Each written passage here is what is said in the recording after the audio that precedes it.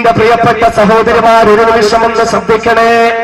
അള്ളാഹുവിന്റെ ദീനിനെ പറ്റി കേൾക്കാൻ, സത്യത്തെ പറ്റി കേൾക്കാൻ, ഹദീസുകളെ പറ്റി കേൾക്കാൻ, ഖുർആനിനെ പറ്റി കേൾക്കാൻ ഞങ്ങളൊന്നും താല്പര്യമുള്ളവരായെന്ന് പറഞ്ഞുകൊണ്ട് ഈ പ്രഭാഷണ നഗരിയിലേക്ക് കടന്നു വന്ന എന്റെ പ്രിയപ്പെട്ട പെങ്ങള്, എന്റെ സഹോദരി, എനിക്ക് നിന്നോട് പറയാനുള്ളത്, നീ റോൾ മോഡലാക്കേണ്ടത് സിനിമാ താരങ്ങളെയല്ല, നീ റോൾ മോഡലാക്കേണ്ടത് സീരിയൽ താരങ്ങളെയല്ല, പിന്നെയോ ഖുർആൻ നിനക്കൊരു റോൾ മോഡലെ തരികയാ.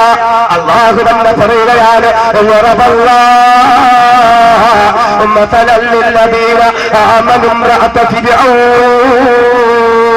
പടച്ച തമ്പുരാൻ നിനക്ക് റോൾ മോഡലാക്കി തരുന്നതാരെയാ?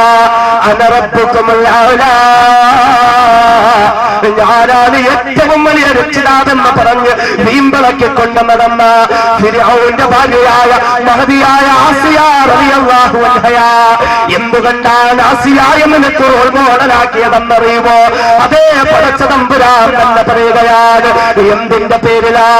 ആസിയാടെ വഫാത്തെടുക്കുന്ന സമയമുണ്ടല്ലോ, ഫിർഔന്റെ ക്രൂര പീഡനങ്ങളെ ഏറ്റുവാങ്ങുന്ന സമയമുണ്ടല്ലോ, അപ്രകാരം ക്രൂരമായ പീഡനങ്ങളെ ഏറ്റുവാങ്ങിക്കൊണ്ടിരിക്കുമ്പോൾ തന്റെ മുന്നിൽ വെച്ച് തന്റെ പ്രിയപ്പെട്ട തോഴിയെ തിളച്ച എണ്ണയിൽ മുക്കിക്കൊല്ലുമ്പോഴും, തന്റെ മുന്നിൽ വെച്ച് പിഞ്ചോമന മക്കളെ തിളച്ച എണ്ണയിൽ മുക്കിക്കൊല്ലുമ്പോഴും, ക്രൂരമായി പീഡനങ്ങൾ അനുഭവിച്ച് ആസിയായെ കൊല്ലാനൊരുങ്ങുമ്പോഴും, എന്റെ പ്രിയപ്പെട്ട പെങ്ങളെ, ഇരു കരങ്ങളും പടച്ചവന്റെ ദർബാറിലേക്ക് ഉയർത്തിക്കൊണ്ട് മഹദിയായ ആസിയ റളിയല്ലാഹു അൻഹ അല്ലാഹുവോട് ദുആ ചെയ്യുന്നു. നാഥാ റബ്ബി ബിനിലി അന്നക ബൈതൻ ഫിൽ ജന്ന, പടച്ചവനെ എനിക്ക് സ്വർഗത്തിലൊരു വീട് നീ ഒന്ന് തരുമോ? പടച്ചവനെ എനിക്ക് സ്വർഗത്തിലെ സ്ഥാനമാനങ്ങൾ നീ ഒന്ന് തരുമോ? അതേ ആസിയയ്ക്ക് വേണമെങ്കിൽ ഈജിപ്തിലെ രാജാവായിരുന്ന ഫിർഔന്റെ കൊട്ടാരത്തിലെ രാജകുമാരിയായി വാഴാമായിരുന്നു. ആസിയയ്ക്ക് വേണമെങ്കിൽ ആരും കൊതിക്കുന്ന കണ്ണഞ്ചിപ്പിക്കുന്ന വസ്ത്രം ധരിച്ച് നടക്കാമായിരുന്നു. ആസിയയ്ക്ക് വേണമെങ്കിൽ ഒരുപാട് സുഖ സൗകര്യങ്ങളുടെ നടുവിൽ ജീവിക്കുമായിരുന്നു. എന്നാൽ മഹദിയായ ആസിയ അല്ലാഹുവോട് ആവശ്യപ്പെടുന്നതെന്താ? പടച്ചവനെ, എനിക്ക് ഫിർഔന്റെ ആഡംബരങ്ങൾ വേണ്ട അല്ലാ, ഫിർഔന്റെ അലങ്കാരങ്ങൾ വേണ്ട അല്ലാ, ഫിർഔന്റെ അഹങ്കാരങ്ങൾ വേണ്ട അല്ലാ, ഫിർഔന്റെ ഖജനാവുകൾ വേണ്ട അല്ലാ. പടച്ചവനെ, എനിക്ക് ആവശ്യമുള്ളതെന്താണെന്നറിയുമോ? റബ്ബി ബിനിലി അന്നക ബൈതൻ ഫിൽ ജന്ന, പടച്ചവനെ എനിക്ക് നീ സ്വർഗമൊന്ന് തരുമോ? സ്വർഗത്തിലെ കൊട്ടാരം നീ എനിക്കൊന്ന് തരുമോ? സ്വർഗത്തിലെ രാജകുമാരിയായി നീ എന്നെ ഒന്നാക്കി മാറ്റുമോ? അതേ എന്റെ പ്രിയപ്പെട്ട പെങ്ങള്, സ്വർഗത്തിന് വേണ്ടി ത്യാഗങ്ങൾ സഹിച്ച, സ്വർഗത്തിന് വേണ്ടി ദുനിയാവിനെ മാറ്റിവെച്ച മഹദിയായ ആസിയ പോകുന്ന സ്വർഗം നിനക്ക് വേണോ? ആയിഷ പോകുന്ന സ്വർഗം നിനക്ക് വേണോ?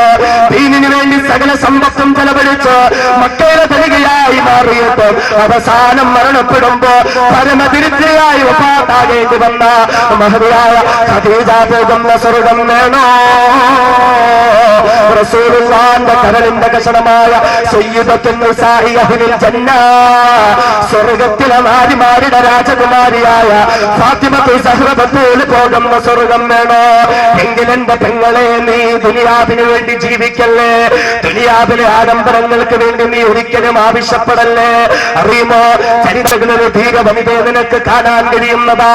അതേ ഇന്നും സ്വർഗത്തിലെ പറവയായി പാറിപ്പറക്കുന്ന ഗുജറാത്തിന്റെ തെരുവോരങ്ങളില് അക്രമ രാഷ്ട്രീയത്തിന്റെ വക്താക്കളുടെ കൊലക്കത്തിക്കിരയായ, വർഗീയവാദികളുടെ കൊലക്കത്തിക്കിരയായ, ക്രൂരമായി ബലാത്സംഗം ചെയ്യപ്പെട്ടിട്ട് ഗുഹ്യഭാഗത്തേക്ക് മരക്കുറ്റികളടിച്ച് കയറ്റപ്പെട്ടിട്ട് പെട്രോളൊഴിച്ച് കത്തിക്കുമ്പോ വയർപോലും കത്തിയമർന്നുകൊണ്ട് വീരശഹാദത്ത് വരിച്ച അതേ ഇന്നിന്റെ ബീഗം ഫാത്തിമയുടെ അന്നത്തെ നേതാവുണ്ടല്ലോ, മഹദിയായ ഷഹീദ സുമയ്യ, ഇന്ന് ഗുജറാത്തിന്റെ തെരുവോരങ്ങൾ ക്രൂരമായ എന്റെ പെങ്ങളെ, നമ്മുടെ സഹോദരങ്ങൾ മരിച്ചെങ്കിൽ 14 മുമ്പ് മക്ക എന്ന് പറയുന്ന ഗുജറാത്തില് അതേ ഇന്നത്തെ നരേന്ദ്രമോദിയുടെ അന്നത്തെ ഉപ്പയായിരുന്ന, അന്നത്തെ വാപ്പയായിരുന്ന, അന്നത്തെ പിതാവായിരുന്ന അബൂ ജഹലിന്റെ മുന്നില് ക്രൂരമായി വസ്ത്രാക്ഷേപം നടത്തപ്പെട്ടിട്ട് ഗുഹ്യഭാഗത്തേക്ക് വിധി പഴിപ്പിച്ചതായ കമ്പി കുത്തപ്പെട്ട് ഷഹാദത്ത് വരിച്ച മഹദിയായ ഷഹീദ സുമയ്യ റളിയല്ലാഹു അൻഹയുണ്ടല്ലോ. എന്തിനാണ് സുമയ്യ ത്യാഗങ്ങൾ സഹിച്ചത്? എന്തിനാണ് സുമയ്യ ഒരുപാട് കഷ്ടപ്പെട്ട് സഹിച്ചത്? ആ സുമയ്യയോട് അല്ലാഹുവിന്റെ ഹബീബ് വന്ന് പറഞ്ഞു, സുമയ്യ ഇസ്ബിർ യാ ആല യാസിർ ഇന്ന മൗഇദകുമൽ ജന്ന.